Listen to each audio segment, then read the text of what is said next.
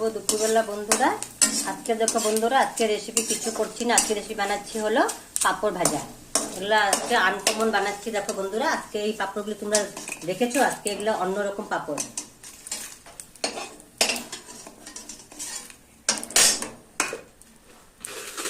দেখো বন্ধুরা, এই যে এরকম পাঁপড়, এগুলো খেতে খুব ভালো।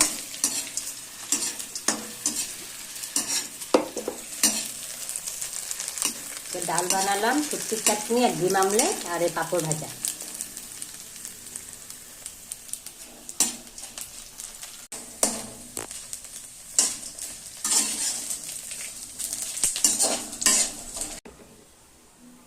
হয়ে গেল আমার পাঁপড় ভাজা।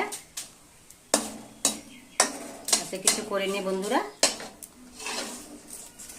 এতটুকু